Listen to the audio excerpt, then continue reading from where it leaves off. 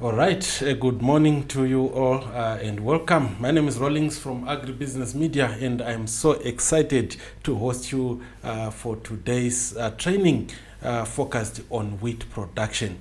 So we do have a fantastic layout of a lineup of experts today, and we are going to cover crucial aspects, that is from seed to harvest and beyond. A big thank you to our sponsors for making this event possible, SeedCo, Polachem, and Purleigh Investments. So over the next hour or so, we are going to cover solar irrigation solutions, variety selection, good agronomic practices. We'll also cover soil health as well as crop protection. And just a quick note on how we are going to run this session.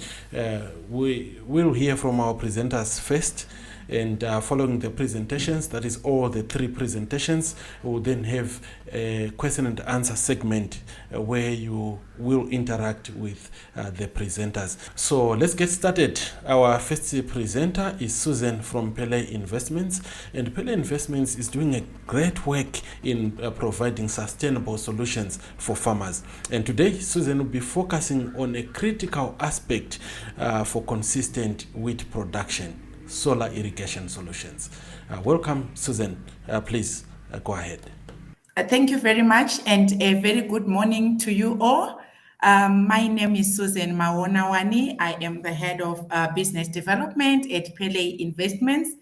Allow me to acknowledge the organizers of the webinar session, the Agribusiness Media, the other stakeholders here present, SeedCo and Polachem, and more importantly, our valued farmers who have taken time out of their busy schedule to come and listen to our presentation. So without taking much of your time, I am going to talk through the solar irrigation, which has already been introduced. And some of the farmers here present may not know who Purleigh is. I will quickly talk through that in my introduction. So Purleigh Investments is a Zimbabwe-owned company that has partnered farmers in their transition into solar irrigation systems. We started our operations in 2019. So this year we are celebrating our year 7 in the business. Our vision is to revolutionize the energy sector and establish solar power as the leading source of energy, contributing to a sustainable carbon neutral future. And our mission as a business is to provide reliable, affordable, and sustainable solar energy solutions that empower households and businesses to reduce their environmental impact and achieve energy independence. In terms of our product offering, of course, today I will dwell much on the agricultural solar irrigation solutions. However, it is important to also highlight that we do have another array of products for those farmers that have got a diversified portfolio. We do offer commercial solar solutions, household, the medium voltage and high voltage engineering projects through power purchase agreements. So should a farmer now decide to add in their basket from the crops and also add the solar farming, we are your partners and available to assist. Let's talk about the solar journey, the transition, the practical steps that farmers do take as they move into solar energy. We do what we call a desktop feasibility assessment, and this we do for free. What does it entail? It entails getting information, whether through a phone or through an email, from our farmers, where they share the sizes of their loads on the farm. We are looking at the pump sizes, we are looking at the center pivot sizes, we are looking at the general overview of the operations that do happen on a farm. This is in a view for us to be able to come up with a solution that will provide energy and make solar the major source on a farm operation. Again, in the same process, the client can also share with us some existing infrastructure in terms of the reticulation. Do we have a centralized power point? Do we have a single transformer? Do we have multiple transformers? All that data is what will assist us in doing a desktop assessment. And then we are able to understand the load profile. What is our consumption pattern? Do we want to irrigate during the day, and what happens at night? I would give an example of center pivots. We do have center pivots that will have electricity supply already. So that existing infrastructure will actually reduce the bill. It means that when we are designing our solar system, we are cognizant of the fact that when electricity is available, it is powering both the water pump and the center pivot. So if we are designing a system to run the same load, we will be using that existing cables that have already been installed. And we look at the seasonality. We look at the seasonality as well. We do have farmers like now, they are doing wheat, they also do maize. Again, in the design of the solar system, it will help us to understand, are we having a 24-hour operation, or are we having a 12-hour, a 14-hour, or 8-hour operation? So all that is the information we need to understand in our design process. Then when we then share that desktop assessment, it is followed by a physical site visit. This is when a farmer has shown much interest in going solar. We do a physical site visit. The physical site visit is meant to finalize and try and incorporate any additional cost or where any cost saving may exist. What am I saying by this? When we come to site, we may see there's an infrastructure in terms of a roofing shed that can carry panels. So effectively, we go on the roof to try and reduce costs. Or where we see that it is not feasible to go on the roof, we then go on the ground. And all those are the activities that we will be engaging and discussing with the client to make this solar solution more cost effective and achieve the desired result. And once we have gathered all that information, we then discuss on the suitable solar solutions to meet the requirements on a particular client. We do customize the solutions. The first one is what we call the grid-tied system. This is applicable to a few of the farmers who are very lucky that they do have uninterrupted power supply, those that are linked mainly to mines, where largely they have 80 to 100% of electricity available during the operation time. So in such a scenario, what we would want to do with solar is to reduce the cost, which is the bill of electricity on the farmer. So we put up what we call a grid-tied system.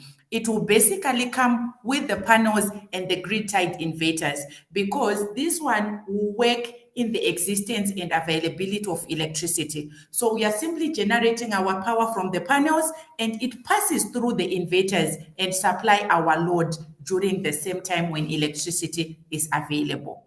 However, if electricity is not available, this system will not work. It is dependent on availability of the grid. So it applies to a few farmers.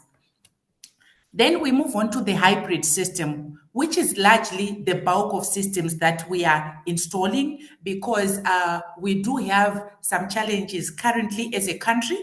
In terms of our power supply, we are in a shortage. However, because we want to ensure that we have got good production, good productivity, and we have got our power independency where we can control, that's where we put the hybrid systems. The hybrid systems, we are saying we run on our solar panels during the day, and at night, we are also able to take power, electricity, through the same system and continue with our irrigation cycles. But we are guaranteed of our 8-hour sun running our operations on the farm.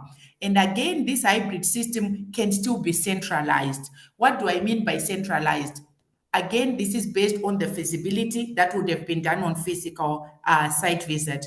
What we are saying is if we are able to run all our loads from a centralized point, that is the most ideal, because even in terms of economies of scale, we are able to take all our load and plan our irrigation cycles, our curing cycles, and also our households that are there on the farm.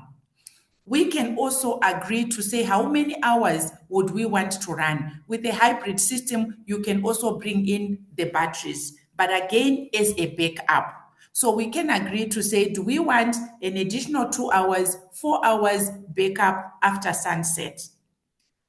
Solar systems, naturally, we work very well during the day because we are harvesting the power directly from the sun. It is only when the sun sets that we need to really plan on how we would want our backup to work. Then we have got what we call the battery energy storage system. This is where we are designing the 24-hour operation on solar. It means we have got our 8 hours of sun, and then the 16 hours will be running on the battery. Again, this is an option that we are offering to farmers, and we can discuss looking at the issue of the cost and scalability. The good thing with solar is we have got to start, and we can always be upgrading, knowing our intended achievement we need to get to. So we can always design customized solutions for each and every farm. Then we are also aware that we have some farms that do not have any electricity available. We design what we call the off-grid systems. And in my presentation, I've got a few examples that I shall share with you as well. We are saying that client is completely dependent on the solar. So you find that the design that we put up is bigger to accommodate those ups and downs that are the risk that ordinarily solar panels do suffer. There is the issue of the weather conditions that do affect generation. So you find that on the solar panels that are the main source of generating the power, we go a lot bigger in an off-grid operation. This is to cater for those ups and downs in the generation. When I talk of solar and farming, I say solar equals successful farming. We need to invest in the solar systems to get our energy security. We have control. We know each day we can plan our irrigation cycle. So when you invest in solar, we are investing in energy security. We are investing in improved profitability. Why do I say so? When we are generating our own solar, I know farmers, they always talk about the capex, the initial capital outlay to acquire solar. But what happens when we finish our payback? Because right now, as a country, we are grappling with substantial energy gap. So when we do not have electricity, we are coming in with diesel. And diesel is quite expensive. So if we use that cost of diesel, that has to bridge in the gap when electricity is not available and do an investment appraisal analysis, we see that our payback on these solar systems, they are really ranging between 2 to 5 years, depending on which option we have chosen. So after those payback periods, what happens? It means we are just having our power for free, and that is aiding on our profitability. However, even these 2-3 years where we are still paying back on the solar, we know that our productivity will also increase because we now have a reliable power supply. Not all solar solutions are the same. That is why, as an organization, we prefer to do the customized solutions that meet the requirements for each and every farmer. I move on to talk about finance options because I know our solar solutions, they are capital intensive. However, it can be done. They are affordable, they are cost effective, they are reliable. they are sustainable. So we have partnered quite a number of banks to provide these solar solutions. So when you engage us for these quotations, let's talk through about the bank that you work with. Let's talk through about your off-taker so that we will also be able to direct you to the right bank. We do have 5 banks we are working with. We have the Stanbic, CABS, Nedbank, CBZ, and NMB at the moment. And they do offer 2 to 3 year bank facilities. Again, the terms and conditions, I will be very happy to discuss them with individual farmers, as we do not have a one-size-fits-all. Now on the screen there, I have displayed what you call a hybrid solar system. This system does work during the day solely on solar. But when the night comes, the electricity takes over. So even on the center pivot, we have a very minimum battery just to facilitate constant movement whenever we are affected by cloud cover or there's a reduction in generation due to weather challenges. The next slide is showing us an off-grid system. I'm sure you can see, although it's not very clear, you see there are a very big array of panels there. As I mentioned earlier, that when we are designing an off-grid system, we go bigger on the panels. So this operation is completely off-grid. So client is just working on their 8 to 10 hours on a daily basis of irrigation. Resources permitting, we will work on expanding the system and incorporate the battery. Hence my emphasis on scalability. We can start on a hybrid operation, upgrade to a battery energy system. On the grinding mill solution, this is just to demonstrate to farmers that we can provide solar system to run all the various operations that we can be found on a farm. So there we see a system running a grinding mill. The client runs an integrated farming. They do cattle fattening. So they have got a grinding mill that runs 6 hours every day to process the stock feed. And it's also running on solar. So indeed, solar gives you the energy independence. That's another example of a 0.5 megawatt system, which is running 2 by 125 horsepower and another 75 horsepower and 6 center pivots. Again, typical system of a centralized solution. You can see from the location of the panels that everything is centralized, and we are able also to do our load management effectively despite challenges or changes in weather conditions. The last slide, that one is showing us a battery energy storage system. If we look at the bottom right, we see those very big batteries. The client is running a 24-hour operation on solar. So during the day, they run on panels, and nighttime, we switch on to the batteries. It's a seamless process that does happen there. And we do encourage, resources permitting, that we move towards the battery energy storage system. We can always be working on a plan that suits your budget, your pocket, and have timelines on our achievements. Yes, I'm encouraging our farmers to say, let's take control of our energy now and enjoy our wheat planting season. Thank you very much. This is the end of my presentation. I'm happy to take questions. Thank you. Thank you so much, Susan, for such an insightful presentation on solar irrigation options. And to farmers, as we know, managing water efficiently is key to sustainable production. Thanks again, Susan. And next up, we do have Dior Pote from SeedCo. And seed choice and proper management are fundamental to a successful crop. So Dior will be covering variety selection and good agronomic practices. Over to you, Dior.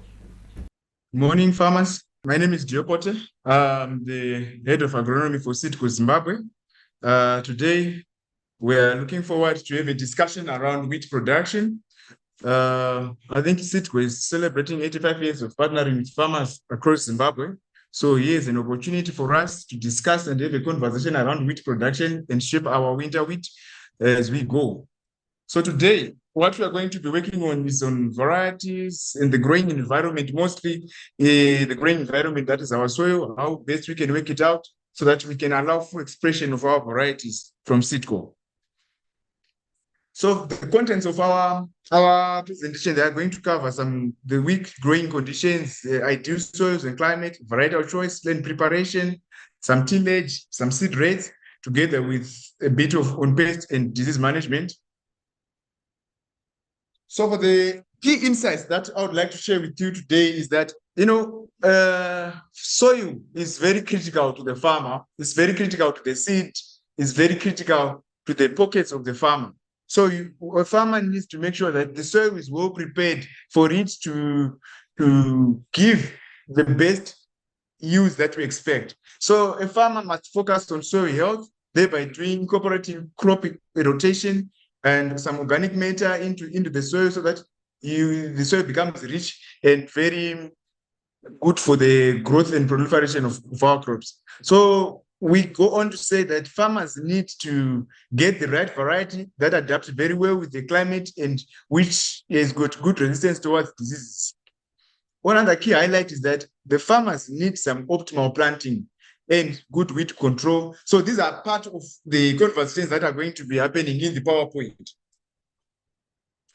On our general wheat production tips, what we think is that the planning and preparation has to be done well ahead on time. Let's say in April, acquisition of your inputs, the variety selection, the pumps rightly working, the irrigation, the center pivots, everything just have to be on point before the commencement of the season. So you see that the irrigation planning is very important so that this needs to be done in advance.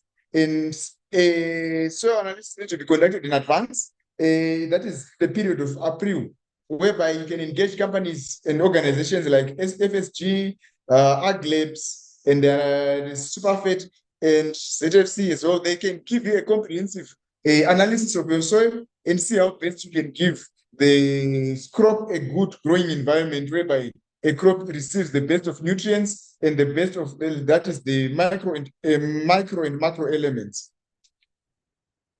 So for land preparation, we strongly believe that wheat is a small seeded crop when it comes to the seeds. So one has to make sure that the land preparation is done very well so that there will be no hindrance in terms of growth and germination of the wheat seed. If germination is hindered, then we are guaranteed to have a reduced population of the wheat crop. So a reduced population will translate to a reduced yield. We must have optimal populations planted on the right growing planting time. So it is very important that we need to plant our wheat in a healthy and a biological profile rich soil, which is rich with organic matter. What is very important, we need to know what is called the carbon to nitrogen ratio, our CECN ratio, and our CEC. We need to know the quality of our soils. This will translate that this is a good growing environment that will allow the tillering that will allow the grain formation of the wheat plant. So it is very important that when you receive your soil sampling, I know this is mostly covered by the fertilizer companies, ZFC usually get to cover this in detail about what is needed for the soil in soil preparation. That is to do with whether you need how much to do with liming, you need dolomitic lime or calcitic lime so that you can enhance the overall crop growth and the stability of wheat. From SeedCo, we strongly believe that we have the best genetics in the market, the best genetics that are speaking directly to the needs of the farmers here in Zimbabwe. So you see, most of our genetics are answering the questions that the farmers are having. These are to do with the climate variability. Our seasons are changing. Even the winter season itself is changing. So we are up to date with our research and development units across Zimbabwe, whereby we are releasing new varieties which are responding to the market needs, which are responding to the industry expectations. That is to do with the milling teams who require the flower from the farmers. So we make sure that we breed the seed that speak to the language that the milling units require. So as a farmer, what you make up your yield is your genetics and your environment and your management. So the interaction of these three, that makes up your final yield. Get the right seed, prepare the environment, have the right management. So how do you prepare the environment? The environment, the growing environment, we are talking of the soil. We are talking of how you are putting in the soil, how much you are investing into the soil so as to receive the best of its abilities in terms of its potential. Your soil has got the potential of giving you the best of yields. How is that possible? Make sure that you are on point when it comes to the nutrient availability to the weeds. Then your management, this is to do with your irrigation, this is to do with disease management, this is to do with your weed management. And again, this is to do with, it's a lot of factors that that's to do with taking good care of your seed, of your wheat crop. So disease package, you see there are challenges like wheat rust, they affect our youth, they reduce our youth, they plummet our youth if we do not take good care of this aspect of disease management. So at SeedCo, as indicated before, SeedCo has got several varieties which are responding very well to the market's needs, to the industrial needs of those who are doing the milling of wheat. You see that SeedCo has got a new variety called SC Serena. It's high yielding variety. It's got a yield advantage over other varieties which are in the market. You see that this variety has got a plant height of around 84 centimeters and can give a yield up to 10 tons per hectare. And this average yield is around 6 tons per hectare. It has got a good tolerance towards the rust and other fusarium diseases that might affect the wheat. And the milling qualities of this variety is that it meets the industrial expectations, whereby its grain protein is around 13.3% and the wet gluten is around 28%. Its text density, that is around 75 kg per hectoliter. So you see that it's one of the very good varieties that can be grown in several areas, whereby it has got good tolerance towards the fungal diseases. We have SC Select, which has been one of our flagship varieties from SeedCo, which has got the highest yield of over 10 tons per hectare and the average yield of 6 tons per hectare. And its test density is very high as well. It goes beyond 75, and it has got a very high grain protein percentage of around 14%. So these are the qualities that are checked on by the industry leaders who are in flour making, who are in the milling industry. So these are the attributes they look at for the baking qualities. So you see, they will go and make some tests which will certify that the wheat flour is really getting to the expectations on bread making, biscuits making, all those confectionaries that they are making in those respective industries. Then we have 9101, which is one of our new varieties. Again, it's a medium to late maturing variety, which matures in at least 130 days to reach physiological maturity. Its average yield is around 5.5 tons, and its highest yield ever recorded was around 11 tons per hectare, and it has got good tolerance on leaf rust as well, and fusarium fungal diseases together with bacterial leaf streak.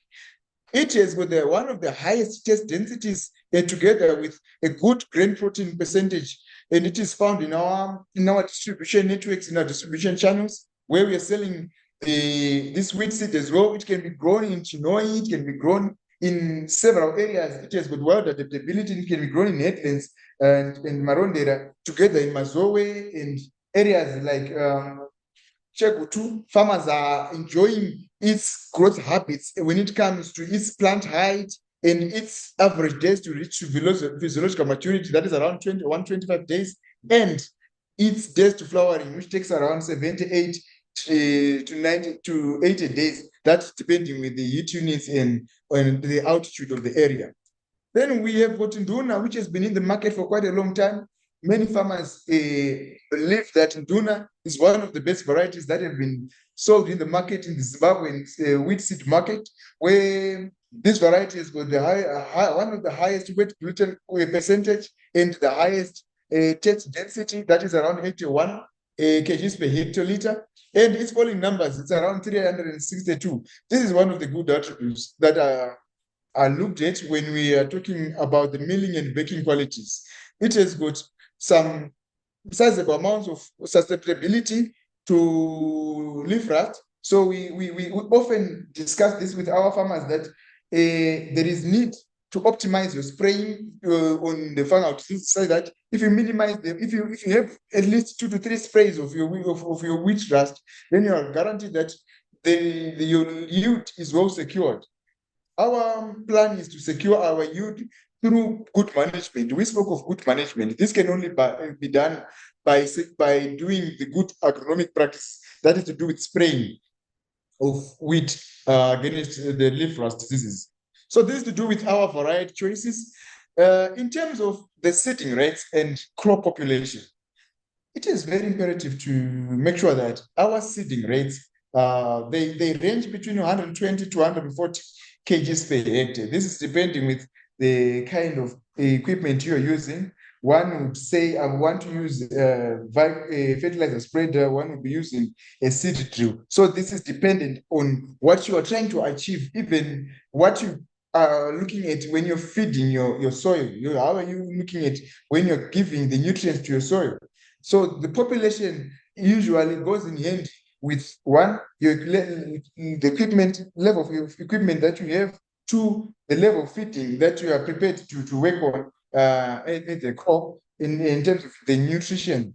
So for the maximum yield, they target at least 220 to 250 plants per square meter. So this can be, well, if you are drilling, like indicated before, from 110 to 125 kgs per hectare. Then if you're broadcasting 125, 135, you can even go up to 140 kgs per hectare. So then you again need to adjust for the size of the seed. You need to adjust with the germination percentage that is written on the packaging. You know, germination percentage might differ. You might see this one is 96, this one is 94. So you need to play around with what is written on the packaging. The packaging will be having information which is very critical to the farmer to use during this moment. So the disease management, I implore that there are chemical companies which assist us with the right chemicals. They tailor-make the right chemicals for us in terms of pre-emergent herbicide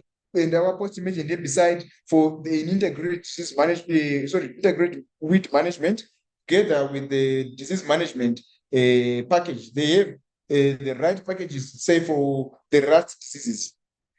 In terms of fertilization, it is very important to follow the soil analysis results. It's a comprehensive result that you receive from fertilizer companies. It is very important.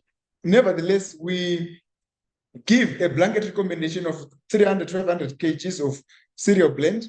If soil tests were not done, but this is a blanket recommendation which can be done again as well. You need to test your soil so that you can tailor-make your nutritional package for the crop. This can help you optimize the yield. This can help you reach the potential of the variety, which can go up to 10 tons per hectare. So you see that it is very important to target at least 160 to 100 kgs of per hectare of nitrogen and 50 to 70 units of phosphorus and 30 to 50 units of potassium. So at least 11% of the protein will come out from there. 11, 12, 13, 14%. This will give you a premium grade, which is required by the GMB and the milling qualities.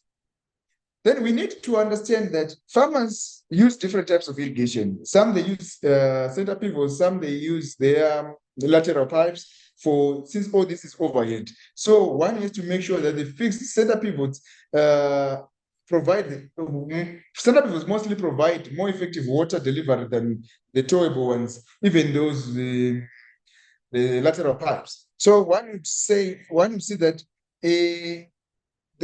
we prefer to have a very good uniform crop that is growing under good uniform distribution of water into the irrigation into the land. So you see, the center pivots are quite ideal when it comes to chemication in fertigation of our land, since this is a more precise way of distributing your nutrients and again of applying your chemicals into the soil. So you see that there is need for proper calibration of these center pivots units, and again there's need for one to concentrate their products well very much into the chemication tanks and make sure that it's thoroughly mixed. This will allow an ideal spraying and an ideal distribution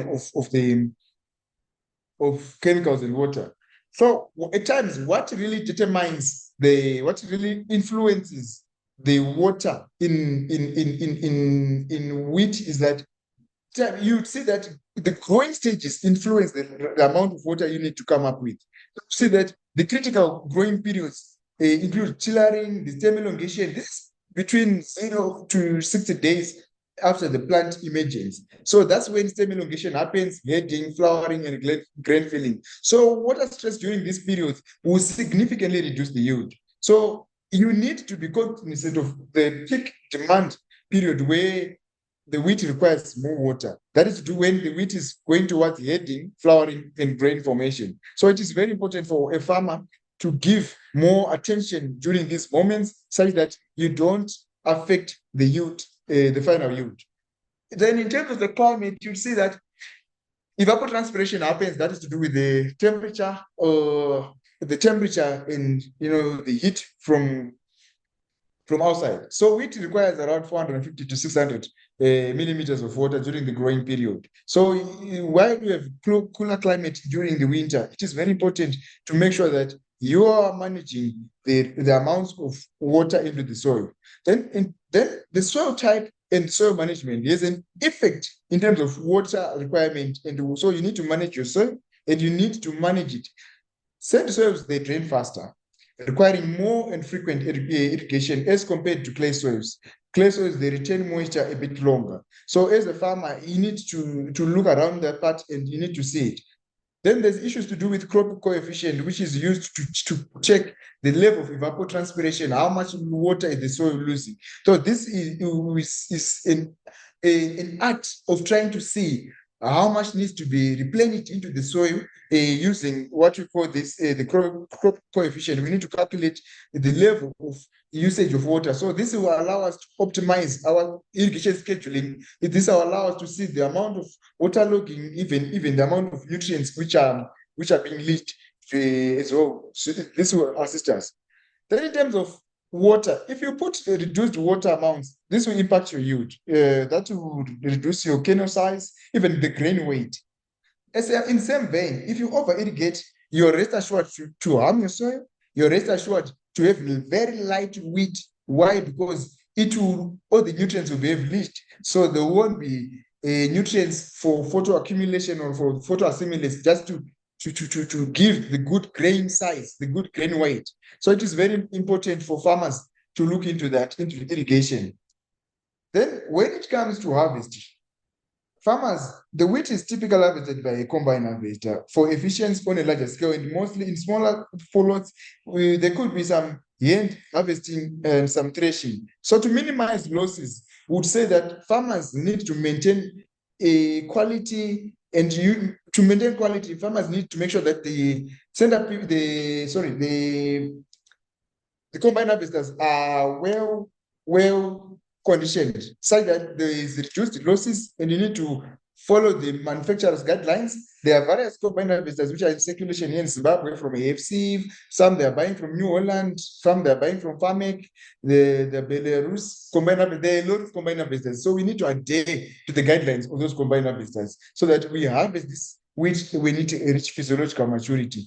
And from there, we would want to indicate that SeedCo is celebrating 85 years of partnering with farmers. So we celebrate with you farmers in our way. We have got agronomists who are dotted around the country who are ready to give you agronomy support in terms of variety selection, in terms of our The agronomy, what needs to be done to the soil, what needs to be done in terms of diseases, scouting. It's a lot, the good agronomic practices that are dotted around the country. And they are very happy to be assisting you and give you a good show so that you can have the best yields and be in the 8 to 10 ton wheat club. So we celebrate this partnership with you farmers, and we continue to extend our hand to work with you hand in hand such that we get the best yields. And since farming is a business, we need to make sure that we align with your dreams and ambitions so that we move together as a single unit to a desired yields. So our mission basically is to breed, to seed, and to feed Africa. So that's what we intend to do. And we've been doing that for the past 85 years, and we look forward to do that in the next 85 years, which is yet to come. So these are our agronomists who are dotted around the country. This include all the sales team in various regions and provinces, and our commercial teams who are dealing with farmers. For example, in Mashonaland West, we've got Godwin Macherera, who's responsible of assisting farmers and be with farmers in their point of need each and every time. So from SeedCo, we strongly believe that we are there with the right varieties, when you are there with the right genetics, that will give you the best of your youth, that will assist you get the potential. So we work in the end with several organizations, with several companies to come up with a very good final crop, which will give up a premium quality, which is expected by the milling companies here in Zimbabwe. From SeedCo, I say thank you. Thank you very much, Dior, for such a wonderful presentation, and for sharing with us those essential points on selecting the right varieties, as well as implementing the good agronomic practices. Our next presenter is Rudo from Polachem, and protecting the crop and ensuring the foundation is strong are vital. So Rudo, welcome, and please go for it. Good morning, farmers. How are you? My name is Rudo Chinoi. I am the technical advisor for Polachem Investment. Just a brief about Polachem. Polachem is an agrochemical company. We've been operating for the past 24 years with in the commercial farming sector. It's got two directors, Steve Fear and Stuart Jackson, and we got about a sales technical team of about 8 sales agronomists. We have exclusive partnerships with our chemical suppliers. We believe in giving farmers original products, original chemistry. I would want to differentiate between original chemistry and generic products. Original chemistry, we got what we call the active ingredient and the innate ingredient. What works or what potentiates the active ingredient work is the innate material. And it is that innate material which is a trade secret. We don't divulge the components of the innate material.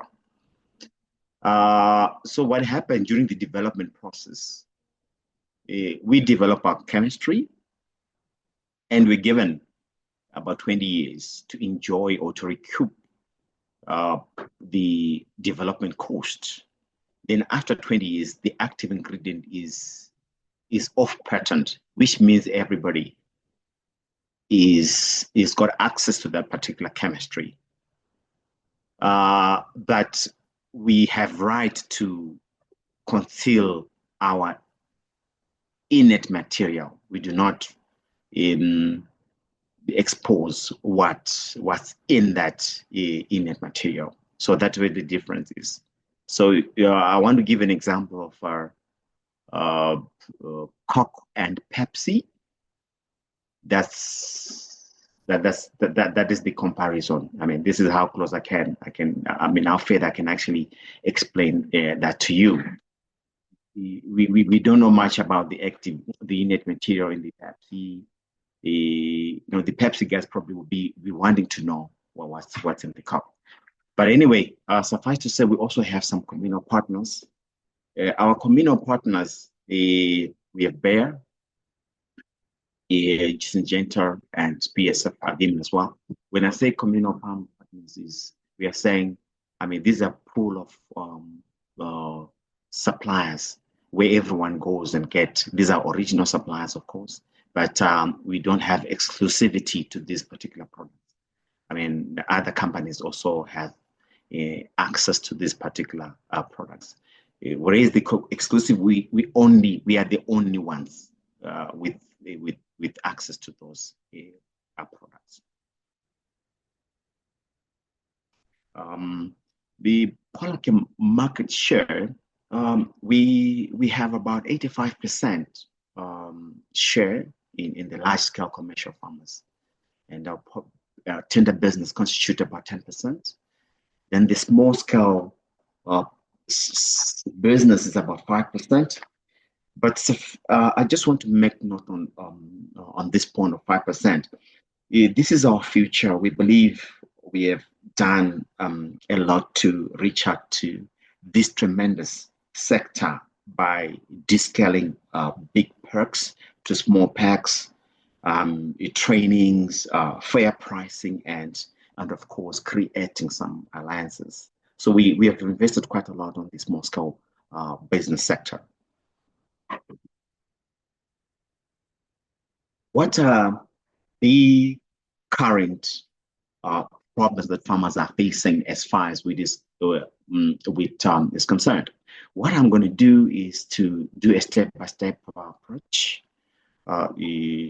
just starting with what you need to do just after your soil preparation, or maybe just after sowing. So, but the current problems, or what I want to call, for want of a better term, the pain points: weeds, stem borer, aphids, and lodging. Those are the, I would say, 4 most problems that farmers are actually facing. Yes, we've got issues, diseases like the leaf rust, the stripe rust, the stem rust, and the powdery mildew. They also come in as current problems, but not very difficult to control.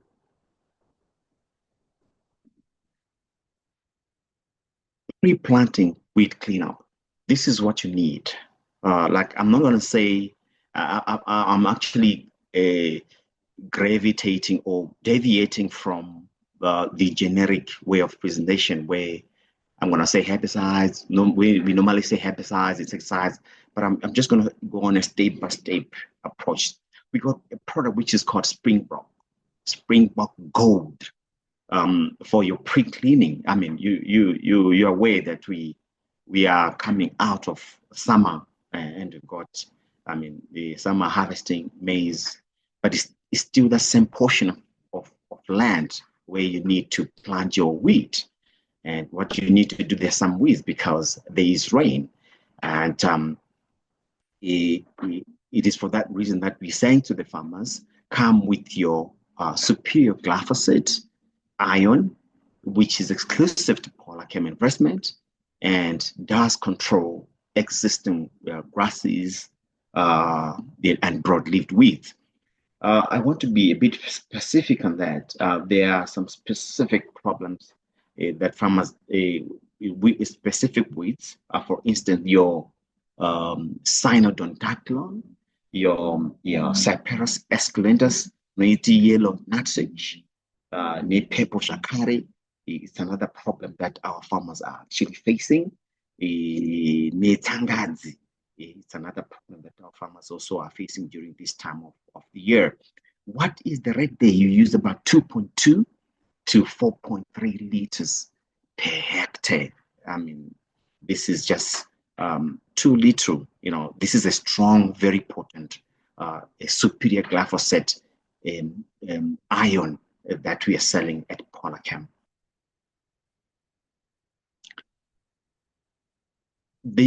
Just to show you the picture, you know, of some of the problem with that we're facing. I've said it in the previous slide. We have yellow nutsedge, that one. which is at flowering stage. We also have your Tangazi, your Tangazi there, which is your Cenodon daclyon. Don't have a problem with that. Actually, farmers have in their field. They are very generic. They are across the country or across fields. But I also want to make mention of the fact that you need to up your rates when you're up controlling your sages and of course your cucumbers to about 4 liters or 4.3 liters per hectare. That is if you're using our superior glyphosate ion.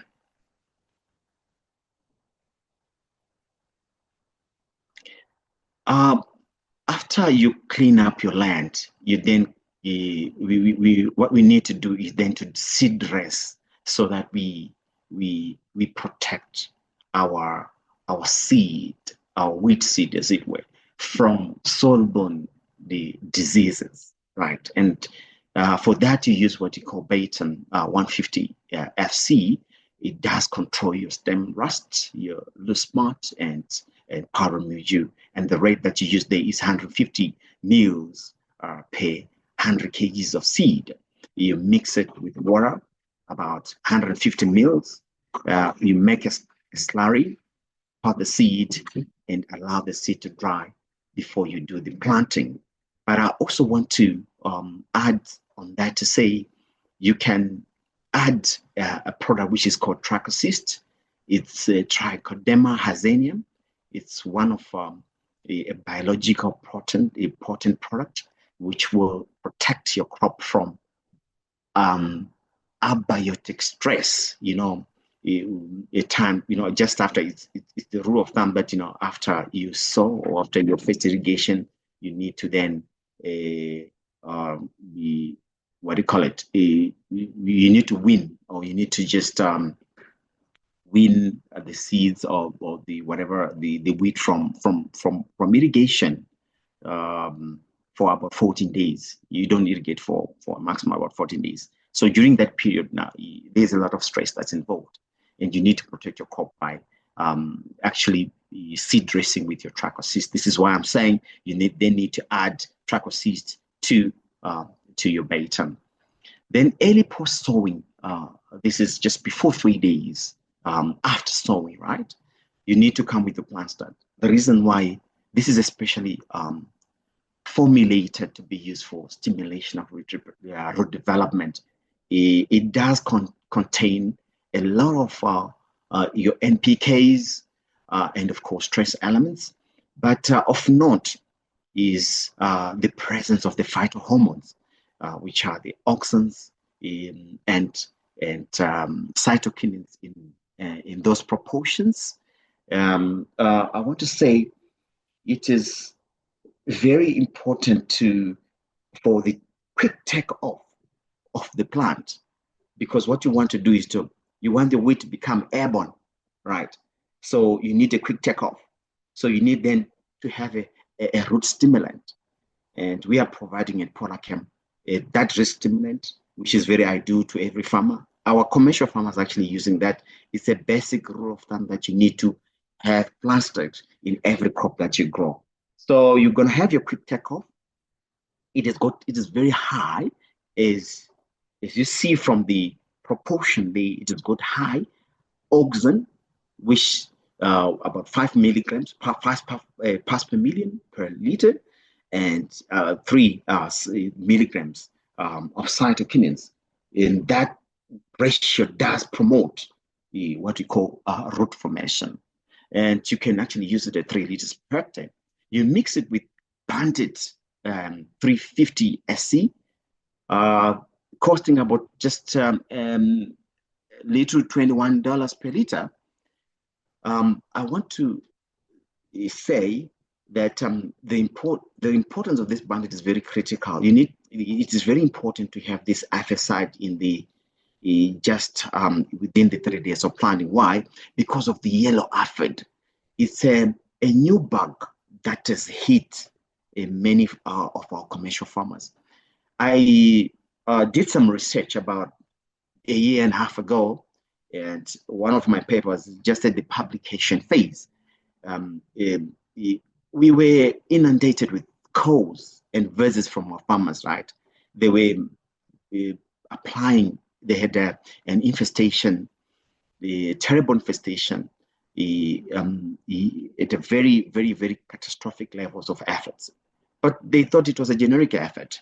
And that really prompted my study into finding what it is exactly and also to find a solution. Suffice to say that we discovered, or I discovered, that it was yellow aphid, and it's quite different from the green pitch aphid that we normally see, which is very common to, very, very easy to control. But this one is a bit stubborn. It's very prolific, and it's very resistant to many chemicals. So because after doing my screening and everything, I discovered that Bandit came out on top in terms of protecting our crop from this yellow aphid. I will actually be prepared to give you the paper once it's published, but at this juncture I'll give you the abstract just to see how the trial went. This is how it looks like. These are pictures. These are not picked from the computer, but these are real pictures that I got from the trial site. This is how it appears. I'd want you to note that yellow, that green middle line that is just on that body, on that aphid body. This is how you differentiate it from the other generic aphid that we have around. You come after emergence. You come then. You've done your pre-sowing sprays, plant start plus Bandit at 400 mils per hectare of Bandit, 3 liters of plant start plus 400 mils of Bandit. You then do that mix and spray, right? Then immediately after the wood has emerged, probably should take about 3 to 4 days. You need to come with your 40K, which is your cutworm insecticide. You just go on spray, then you're done. Then spray weeds at 4-leaf stage. Normally in Zimbabwe, we don't have, not only in Zimbabwe only, it's the global position. We don't have pre-emergent herbicide. We rely on post-emergent herbicide on wheat. So we have broad post-emergent that we recommend farmers, peculiar or very unique to us, which will control your volunteer soybean and weeds. And one of the mixes that we are advising farmers to do is a mix of Starmax, which is a very potent, very potent hybrid herbicide. It's hybrid. Please notice the hybrid herbicide. You can actually look at the nominal dosage rate per hectare at 12.5 grams per hectare. You can imagine, and it's costing about $31 per 125 grams. That's our minimum pack sizes. You mix that with our Voloxinil at 1 liter per hectare, costing $14 per 50 per liter. Then your Volcano, this is actually your wet term. So when you mix these two, you're able then to control your broad weeds. You're talking about the Galinthoga parviflora. We're talking about the other broadleaves, the Chenopodiums, and you also the spin-off benefits from this mix is that you're able to control your volunteer soybean. Then you also have a volunteer maize and grass herbicide mix. Tip top. We recommended it 335 mils per hectare, and it's costing $51 per liter, plus your water, which comes in the form of your Volcano. And please note, Volcano is just $8.66 per liter.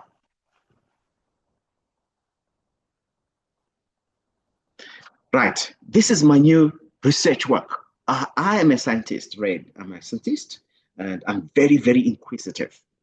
During my days agritechs, I'll tell you, I'm very inquisitive.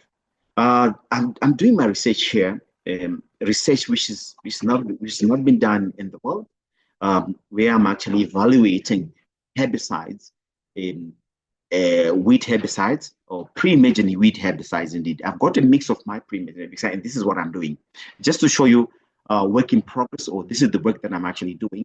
I'll be producing a paper probably in about a year or so, but I'm happy to tell you that we have very positive results out of the candidate product that I'm actually evaluating. So soon or later, soon, we'll be having a weed pre-emergent herbicide.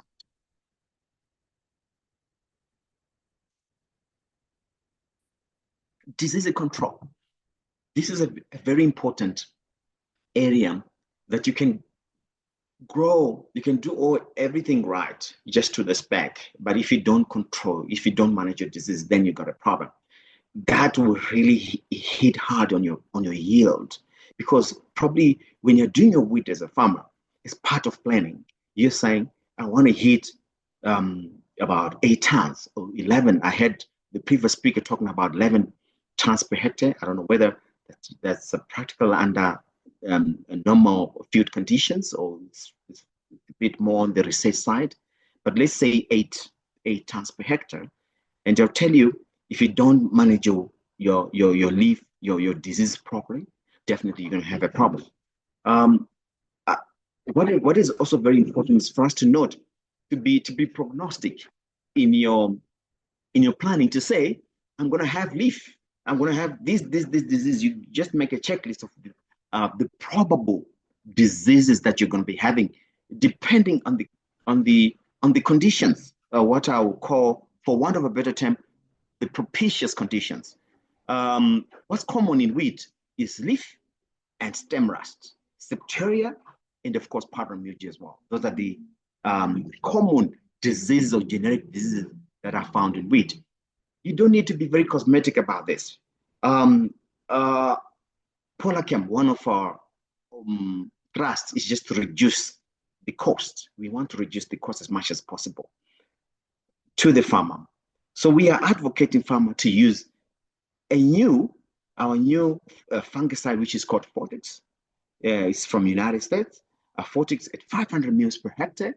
It's costing about a nominal $59 per liter. You apply when the flake leaf is about 50% to fully emerged.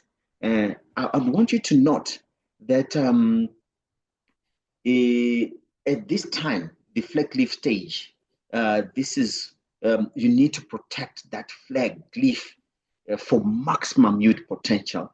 It's very, very important for you, because this is where your yield is coming from. We also have, you need to repeat the application after 14 days. Then also have Propicon, which is pretty much cheap, $70 a liter. You can imagine. At 500 mils per hectare, you apply at the first stage of the disease, just based on your what you call early warning immune system, like scouting. Then you come again at 3 to 5 weeks later. But I want you to note that you need to be prophylactic in terms of your treatment, because you are anticipating some diseases to come. They will come, definitely. But what you need to do to be very proactive as a farmer, come into Fortex early before you have anything. Then your Propicon sprays would then hinge on your scouting results, as it were. Before I go to, there's a slide missing, I don't know, but I want to talk about the stem borer. Stem borer, yeah, there's a slide missing. The stem borer. Stem borer is another very important problem that we're facing as farmers.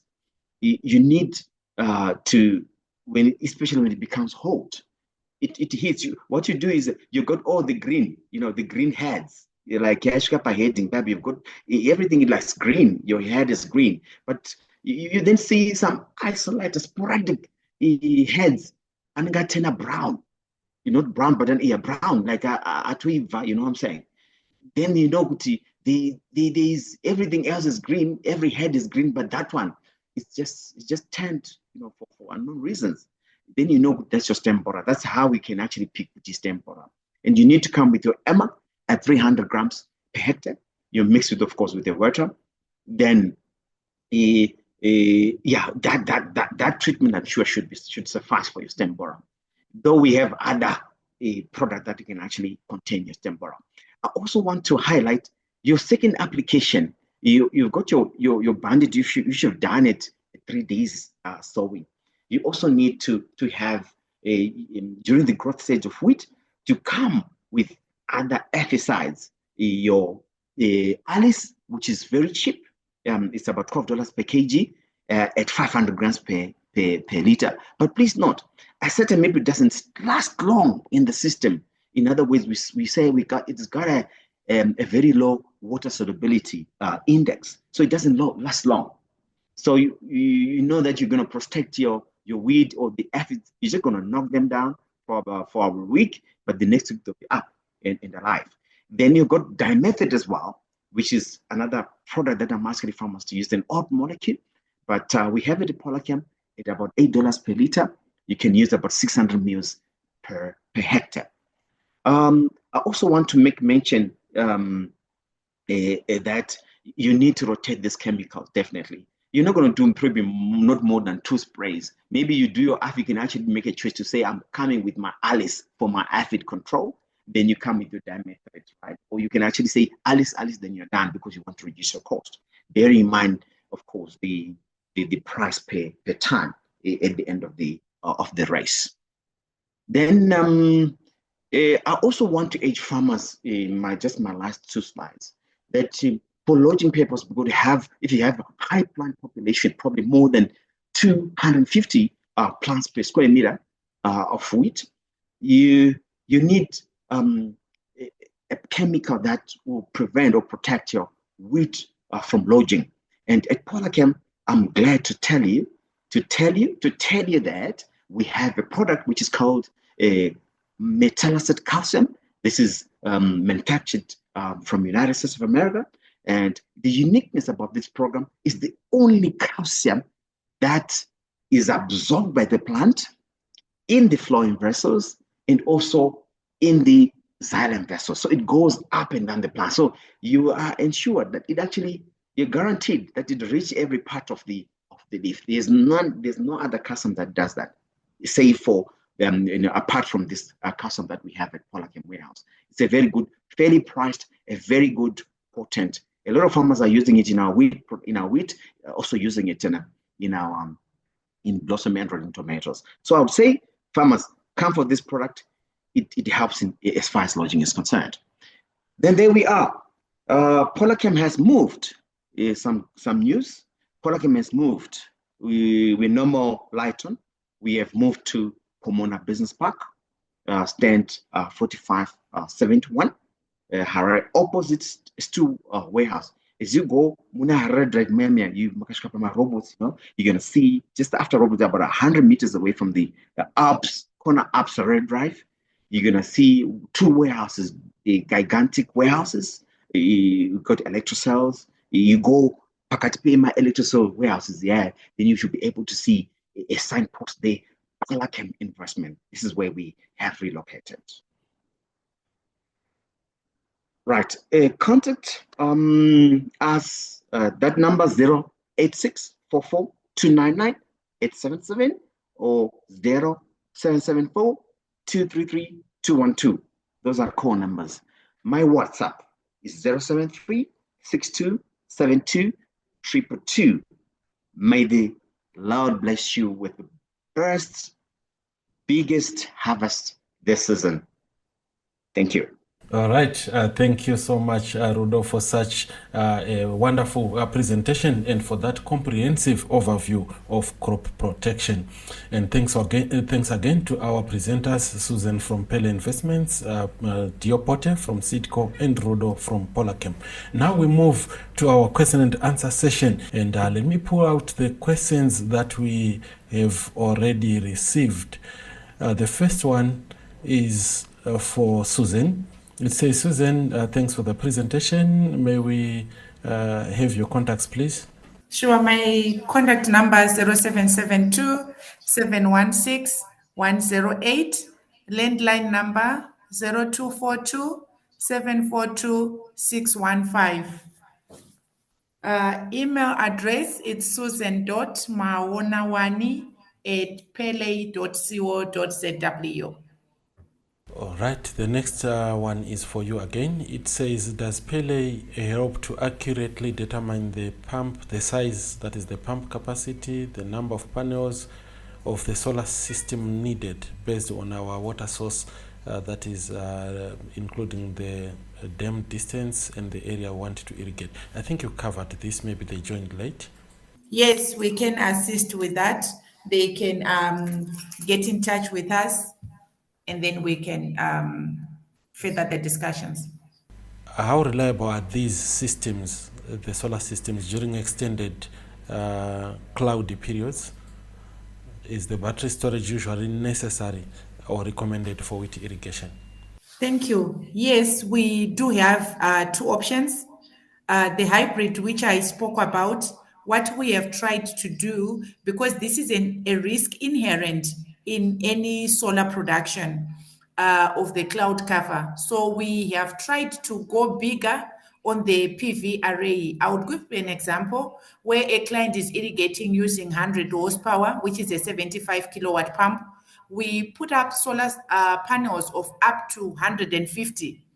This is really to say, even when we operate at 50% capacity, we are able to generate adequate power to continue with our irrigation. That is another reason why in our value proposition, we have incorporated net metering. This is to cater for that excess capacity that we are installing in a view to manage the inherent risk of the cloud cover that affects generation. So when we have got net metering now, we are saying all those excess power on our good sun days, we are able to send it to ZESA for virtual storage, and then it will cover our night irrigation because we will simply now be using our units that would have sent out during the day. Additionally, the issue of battery that I also highlighted, where we have put up the battery, this is to provide instant power when there's a dip in terms of generation for us to be able to maintain adequate power on the pivots. So yes, we recommend those batteries where the resources permit, because what then that happens is we do not necessarily have to go that big on the PV because we have got the battery that will be able to provide instant power on demand when there is a reduction in the generation from solar panels, especially the winter season, where we all know that the issue of cloud cover is an issue. So apart from us going bigger on the PV, on the hybrid, we have introduced this battery to ensure that we maintain pressure on the pivots. And this aids that reliability. It becomes a very robust system. Okay, the next one says, what kind of maintenance do your solar irrigation systems require, and what is the expected lifespan of the panels? Thank you for that. In our contracts and with all the clients that we are providing services to, we provide a mandatory 6 months visit general maintenance because our systems, they are highly automated and they come with remote monitoring. So any issue of a technical nature, we are able to resolve either remotely or where necessary, we go and do those physical visits. So those ones do not have timelines. It's as and when. However, we have our mandatory 6 months visits we do on our solar plants. And this is just to do the general maintenance, checking all the cables and whatever, because we normally do it in line with seasons. We are saying we would have come to an end of a season before we start a new one. We do that assessment. In terms of the lifespan, the solar panels, they come with a 13-year manufacturer warranty, but it has got a useful life up to 25 years. And then our batteries, they do vary. We work with those lithium ion batteries that come with a 10-year manufacturer warranty. Useful life will be longer than that. Thanks, Susan, for tackling all those questions. Then the next question is for Dior. This is to do with the variety choice. And this farmer says, I am based in mash-based, okay, Mashonaland West. And which SeedCo variety, which variety would you recommend for the best yield? Thank you to our dearest farmer who has given up on, was sent us a question. For Mashonaland West Province, you have seen that most of the wheat varieties from SeedCo, they perform very well. What is very important now is to see if your area is prone to leaf rust. There are some areas in Mashonaland West which are well known for leaf rust existence, whereby the disease pressure is very, very high, so that you would be very thorough in terms of variety selection. I would say that there are varieties like SC Select, which has got a better resistance to rust infections, especially in Mashonaland West Province. That's how that variety I can as well give in terms of variety ranking. That variety has got a better resistance. At the same time, it has got a good and higher yield as well. So the farmer will be on an advantage by growing SC Select as compared, say, to other varieties as well. But this is dependent with the area and disease pressure in that region. Okay. What is the optimal planting window for irrigated wheat in Matepa region? And does this differ significantly between SeedCo varieties? Okay. Most of the SeedCo varieties, they range within the same maturity range category. So this usually differs with the altitude and the temperatures within the areas. So you see one area which variety might reach physiological maturity at 120 days, then another area at 132 days. So this is depending with the temperature, the units which the area could be receiving, and even the coldness. The climatic conditions usually vary, but you would see that most of our varieties, they are within the same spec when it comes to days to maturity. They're within the 130 days to reach physiological maturity. So you see, there might be maybe a delay in a week or less when it comes to reach physiological maturity. But then you see someone growing wheat in Karoi or growing wheat in Chinoi, and someone growing wheat in Marondera. There is going to be a difference in terms of growth, while because in these areas where there's high temperatures, you'd see that the crops mature faster. They mature faster as compared to areas where there is lower temperature.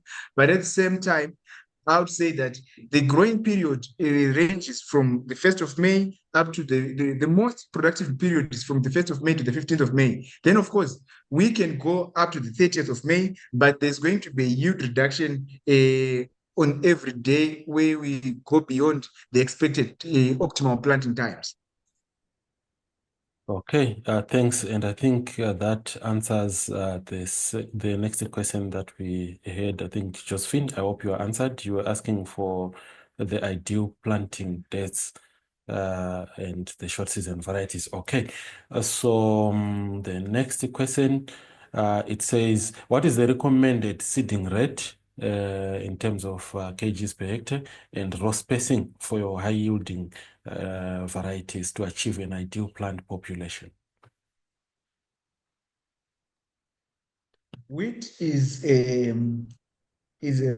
plant or a crop that is grown where a farmer has a liberty to use different kind of equipment. So you see that one farmer would want to use a seed drill, and one farmer would want to use the fertilizer spreader like the Vicon ones. So this is very dependent on the type of equipment the farmer has, which will determine the amount of fertilizer, the amount of wheat seed to be used. So the drilling and broadcasting has got two different amounts of fertilizer, the amount of seed that needs to be used. You'd see that one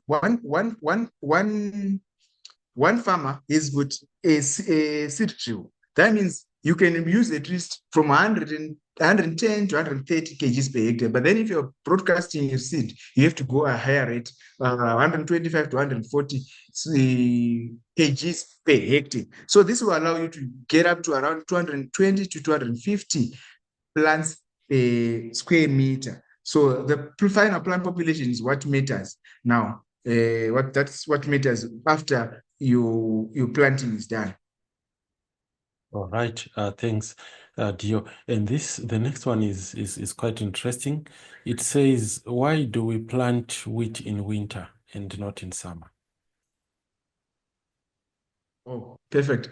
You'd see that wheat does very well in winter due to its its nature. It grows in those very cold conditions. We have what we call winter wheat and we have what we call summer wheat. So you see the growing conditions in winter works very well for the wheat. It allows tillering, because those chilling conditions allows wheat to grow very well. In short, what I would say is that those are the good growing conditions for wheat, for winter wheat. That's why I call it winter wheat, then we put summer wheat. So you see for summer, it grows very well in those summer conditions. But for the winter wheat specifically, the wheat for booting and for all the processes that is do grain filling, they require such conditions, such temperatures. This will allow the wheat to go through all the physiological processes up to the physiological maturity. All right, thanks. Then the next question says, what is the best variety for Mat North in Philabus? All SeedCo varieties are the best varieties. But this is to do with preference, and this is to do with how you get to manage your crops. Like I indicated, this is to do then with your management, particularly on the disease aspect. You'd see wheat seed, this wheat crop has got the same water requirement. That is around 450 to 650 millimeters during the growing period. The requirement of nutrition is one and the same in terms of the feeding habits and everything. But what now differs is the disease package of the disease tolerance and resistance of the wheat variety. So like you see the trends in your area, which disease items are proliferating in your area or they're in full existence. So I would suggest that the farmer can try with a higher resistance, like AC Serena has got higher resistance, it's got a good spec as compared say to AC Nduna. So our new varieties are improved hybrids, say SCW9101, and we've got another one coming in which is called SCW9104. So these hybrids, they are enhanced when it comes to their genetic makeup. So they are doing very well in terms of their performance on the disease package. All right, thank you. Then this one says, for optimal growth using good agronomic practices, when is the best time to apply AN, which is the top dressing fertilizer, and are split applications beneficial for wheat, just like in maize? Okay. In wheat, we have noticed that wheat, like any other crop, it's a cereal crop. The best of practices is to apply all your fertilizers should be within should be in the soil in the first 60 days. That is to do with, because in the first 60 days, that's when cell elongation happens, that's when cell division happens, that's when the wheat head size determination happens. So you see that when planting, you need all your basal fertilizers in, and you need your 21 days, you need all your your top dressing in, depending with your soils and with your irrigation, and you need to manage your irrigation so that you don't flood or you don't leach the nutrients. So you need to be very thorough in your fertility management so that your nutrients are well preserved. The good thing about wheat production is that there is minimum leaching if the irrigation is on point, since you have full control of the amount of water which is getting into the soil, unlike if it's raining. If it's raining, you don't have control of what's going to happen, the levels of leaching, you don't have control. So with wheat, we expect less leaching. So you see that early fertilizer application will have a good net effect on the yield, on during the booting, during the grain formation of the wheat seed. All right. Then the next questions for Rudo from Polachem. Rudo, the first question here says, we often see aphids in our wheat crop. Are there any population level that we need to consider before spraying? And what are the recommended effective insecticides from Polachem? I think you covered solutions on aphids. I don't know, maybe the issue of threshold. Thank you very much for that maybe thought-provoking question. My answer to that would be the rule of thumb is you see probably a certain number, probably about above 20 efforts per square millimeter or square meter, then that is enough to invoke a spraying program, because the idea is you want to avoid the issue of resistance. But what has come out is that efforts, if you look at it, of the ecology and biology of efforts, they are very prolific, right? So by the time you want to come probably after a scouting operation, you want to come with your intervention, then the population probably would have grown out too big for the intervention to manage. So what I normally advise farmers to do is, if you see aphids, if you just see aphids, definitely you just have to come with it's enough justification for you to come with a spray. The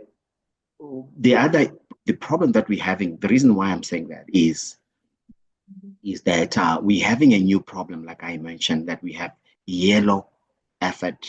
It's no more the generic aphid that we know.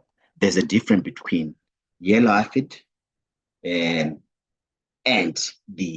which is called scientifically the Schizophos, the graminum, and the peach aphid, which is our green peach aphid, which we probably for the past 10 years was affecting us, was the problem with us, but it was so easy to control. But this one now is very difficult to control. So come in with your intervention, bandage, like I said, come with it in and spray, and you should be able to manage that problem as quick as possible. The good thing, maybe just to actually emphasize that as well, the good thing probably about Bandit 350 SC, you can drench it.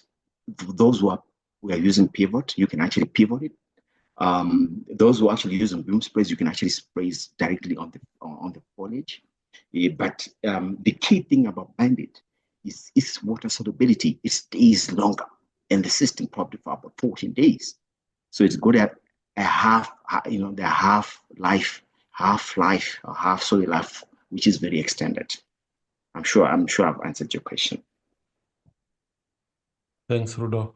Then the next question is, what is the most effective strategy for controlling persistent broadleaf weeds after the weed has emerged? Are there any specific products? Okay, they're asking about the post-emergence herbicides for broadleaf weeds. Okay, fine. Just to answer the question, I want to revert back to my presentation where I said we have a product which is called StarMax, right? It has got 2 active ingredients. It's metsaffron plus tribenurin. Those are the 2 active ingredients in our StarMax. It's quite potent in its formulation.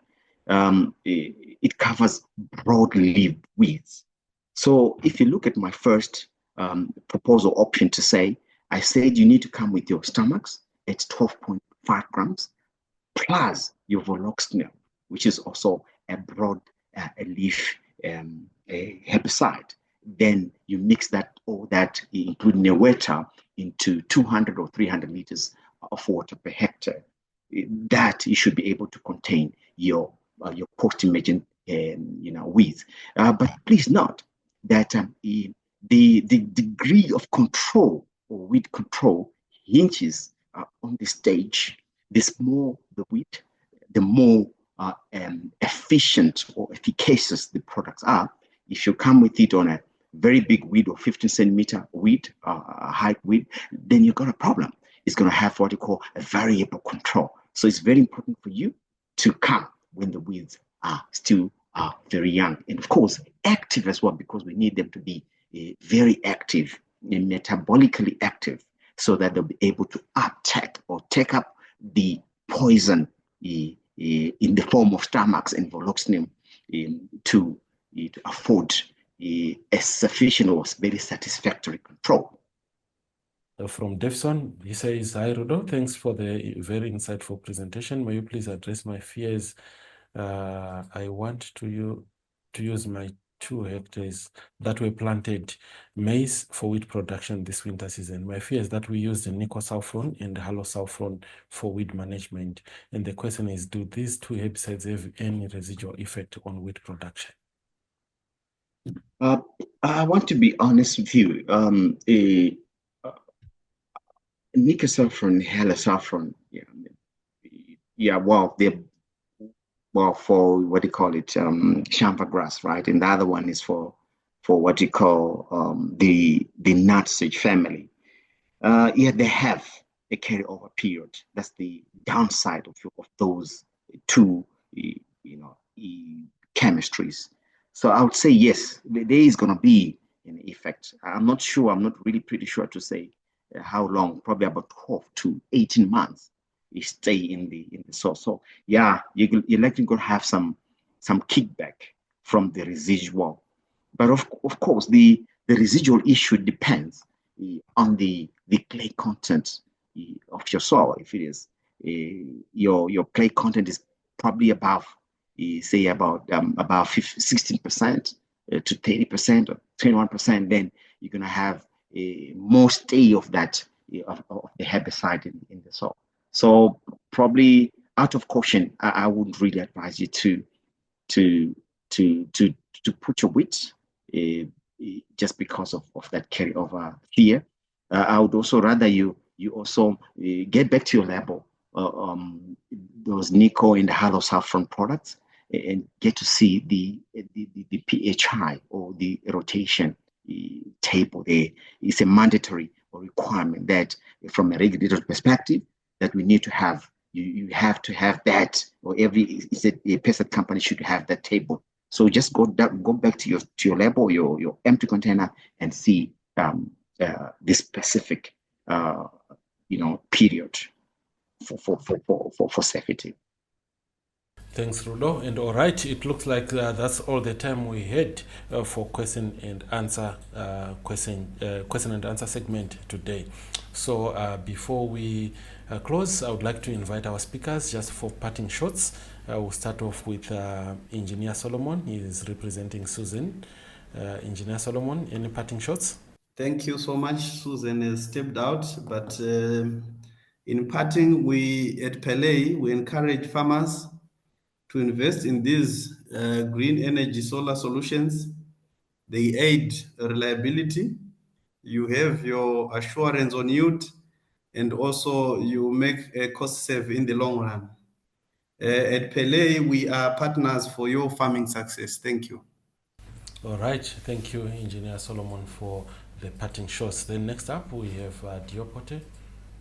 It's been a great moment of interaction with you farmers. We look forward to more interactions in our social media platforms in the numbers that we have shared, so that we work together to come up with a very good wheat crop this season and go beyond our limits when it comes to yields and the quality of our crops. We want high quality crops in terms of the premium quality crops. So this can only be done by using the best seed, that is the executive seed from SeedCo. We are ready with good agronomic practices, and our advisory is there, top-notch advisory.